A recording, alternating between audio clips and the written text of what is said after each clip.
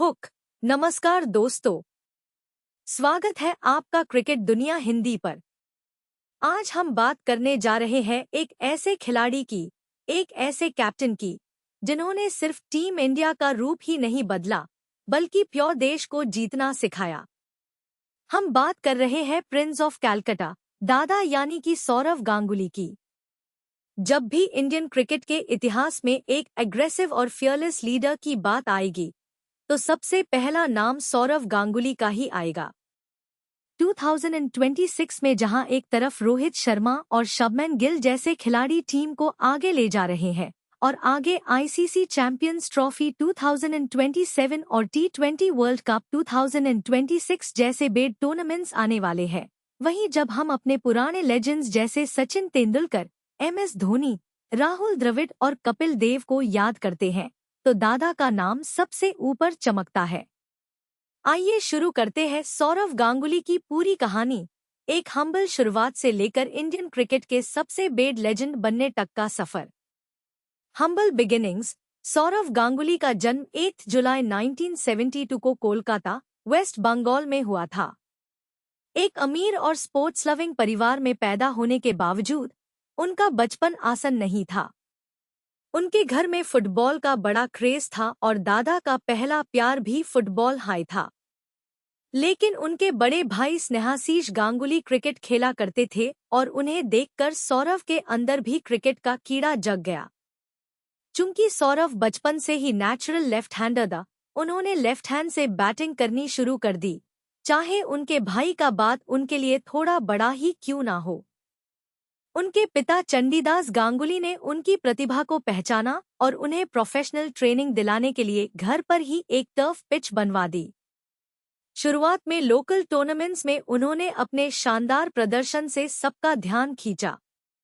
School cricket और under 19 level पर run बनाने के बाद साल 1992 में उन्हें ऑस्ट्रेलिया टूर के लिए इंडिया की ODI टीम में चुना गया। लेकिन वहां उन्हें सिर्फ एक मैच खेलने का मौका मिला और खराब प्रदर्शन के बाद उन्हें टीम से ड्रॉप कर दिया गया। ये शुरुआत थी एक लंबे संघर्ष की, जहां उन्हें अपनी जगह बनाने के लिए लगातार मेहनत करनी पड़ी। Rise to fame. लेकिन कहते हैं ना कि जो किस्मत में लिखा होता है, उसे कोई नहीं रोक सकता। अगले 3 साल तक सौरव ने डोमेस्टिक क्रिकेट में अपने रन्स का पहाड़ खड़ा कर दिया। रणजी ट्रॉफी में उनका बल्ला खूब गरजा। और फिर आया वो सुनहरा साल 1996, जब उन्हें इंग्लैंड टूर के लिए टेस्ट टीम में वापस बुलाया गया। लॉर्ड्स के ऐतिहासिक मैदान पर जब गांगुली को डेब्यू करने का मौका मिला, तो किसी ने नहीं सोचा था कि ये इतिहास रचने वाला है। अपने पहले हाई टेस्ट मैच में लॉर्ड्स के आइकॉनिक ग्राउंड पर गांगुली ने शानदार सेंचुरी लगाई। अगले हाई टेस्ट मैच में ट्रेंट ब्रिज में उन्होंने एक और सेंचुरी जद कर सभी को हैरान कर दिया। इस शानदार शुरुआत के बाद गांगुली ने पीछे मुड़कर नहीं देखा। वो प्रिंस ऑफ कैलकाटा बन चुके थे। ऑफ साइड पर उनके कवर ड्राइव्स इतने खूबसूरत होते थे कि उन्हें God of the of side कहा जाने लगा। इंडिया के लिए ओपनिंग करते हुए सचिन तेंदुलकर के साथ उनकी पार्टनरशिप दुनिया की सबसे खतरनाक ओपनिंग जोड़ी बन गई। दोनों ने मिलकर कई ऐसी इनिंग्स खेली जिसे देखकर पूरी दुनिया दंग रह गई। Greatest moments. सौरव गांगुली के करियर के सबसे बेड मोमेंट्स वो द जब उन्होंने कैप्टेंसी संभाली। 2000 के मैच फिक्सिंग स्कैंडल के बाद इंडियन क्रिकेट पूरी तरह से बिखर चुका था। ऐसे मुश्किल वक्त में BCCI ने सौरव गांगुली को टीम इंडिया का कैप्टन बना दिया और यहीं से एक नए भारत का उदय हुआ। गांगुली ने टीम में ऐसी आग भरी कि खिलाड़ी विदेशी धरती पर भी आंख में आंख डालकर खेलने लगे। उनका सबसे आइकॉनिक मोमेंट था 2002 की नैटवेस्ट सीरीज का फाइनल, जहां लॉर्ड्स की बालकनी में उन्होंने अपनी टी-शर्ट उतारकर हवा में लहरा दी थी। ये इंग्लैंड को उन्हीं के घर में उनके अंदाज में जवाब देने का तरीका था। इसके अलावा 2003 के वर्ल्ड कप में उनकी कैप्टेंसी में इंडिया ने फाइनल तक का सफर तय किया। उन्होंने वीरेंद्र सहवाग, जहीर खान, हरभजन सिंह और युवराज सिंह जैसे नए और युवा खिलाड़ियों को मौका दिया और उन्हें मैच विनर बनाया।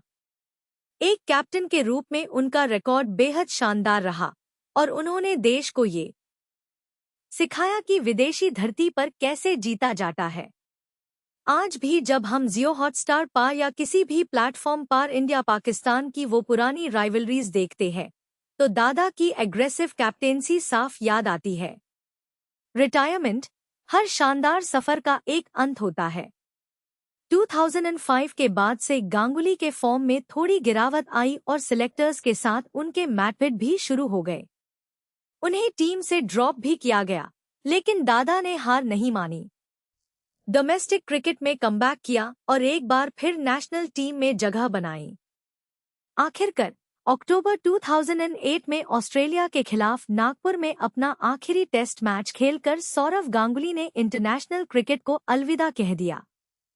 जब उन्होंने मैच के आखिरी दिन कैप्टेंसी संभाली और MS धोनी ने उन्हें थोड़ी देर के लिए फील्ड सेट करने को कहा, तो वो पाल हर क्रिकेट प्रेमी की आंख में आंसू ले आया।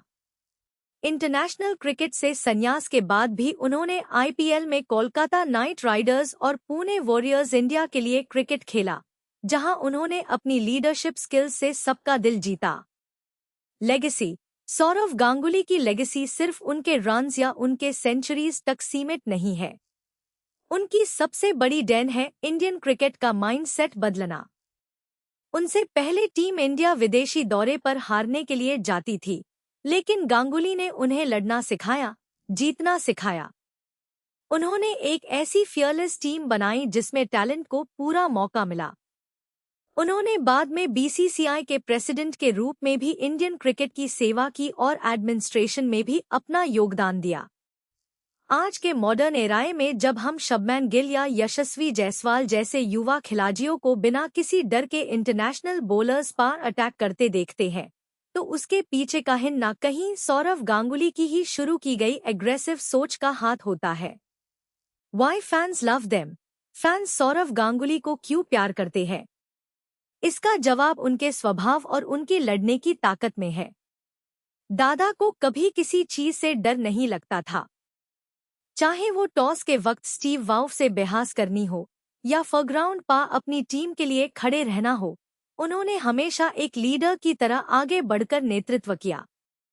बंगाली फैंस के लिए तो वो भगवान जैसे है, लेकिन पूरे भारत में उनके चाहने वाले इसलिए हैं क्योंकि उन्होंने ह्यूम सिखाया कि एक इंडियन टीम दुनिया की किसी भी टीम को हरा सकती है।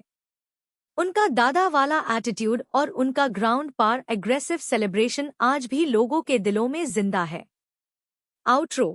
तो दोस्तों, ये थी कहानी इंडियन क्रिकेट के सबसे बेड आइकन और दादा सौरव गांगुली की।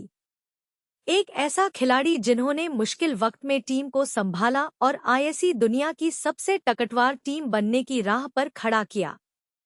आपको दादा की कौन सी याद सबसे ज्यादा पसंद है? क्या आपने 2002 की NatWest ट्रॉफी का फाइनल लाइव देखा था?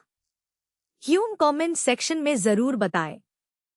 अगर आपको ये वीडियो या स्क्रिप्ट पसंद आई हो तो क्रिकेट दुनिया हिंदी को सब्सक्राइब करना ना भूले, क्योंकि यहाँ आपको मिलते हैं क्रिकेट के सबसे धांसू फैक्ट्स और कहानियाँ।